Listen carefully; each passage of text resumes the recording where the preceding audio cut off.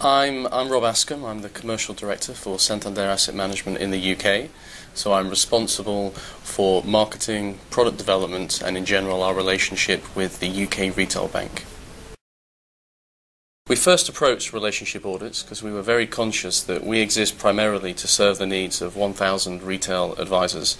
It's a very disparate group, and previously we found it very difficult to understand in what areas we could improve so that we could give them a better service. Our expertise started and stopped at that point, really, in knowing that we wanted to get a better view from these guys as to what they wanted from us, which is why we had the conversation with the relationship audits so they could bring their expertise and provide a real framework for what we were trying to achieve.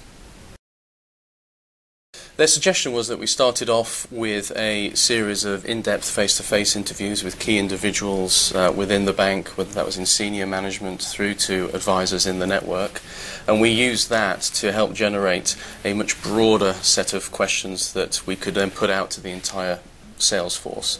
Their whole process was around making sure that we felt that we were being brought along with them, because we were very conscious that we didn't have that expertise in-house. And I think what we got at the end was a very structured approach, a very detailed set of questions that got to the heart of the issues, and then outputs that really enabled us to make some key decisions about how we wanted to manage our relationship with the retail bank. Two main results, I think if we were just to drill it down. The first is that I have a team of relationship managers who support the advisors, but we've always struggled to work out which one of them is doing their job best and which one has got, it's got the best particular approach to serving the needs of the advisors. And the survey cut through that, giving us some very hard numbers about different geographic areas that were served by the different relationship managers and how the advisors felt about the different approaches. Secondly was around the quality of material that we were providing to the advisors. It was clear that although we were providing a lot, it wasn't being read by everybody and it wasn't being understood by those that did. So again, one of the outputs was a totally different approach to how we communicate with advisors.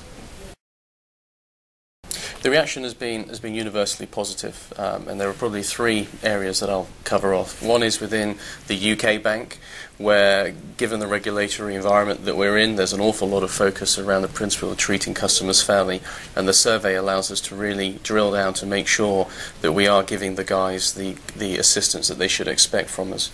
Secondly, we are one of 13 countries that make up Santander Asset Management globally, and we are recognised as being the leader in terms of understanding the support and how it is rated by its end users, the advisors.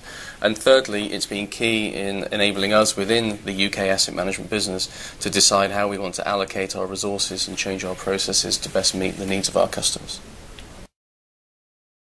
I'd be very happy to recommend relationship audits, and it probably boils down to three key reasons.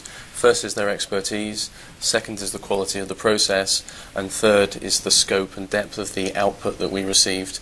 We didn't have the expertise to run the process, which is why we needed to bring the guys in. In terms of how they managed that process, they did it in a way that always felt as if it was our show rather than their show, but they were definitely adding value. And the scope of the outputs that we got made it very simple to make some key business decisions.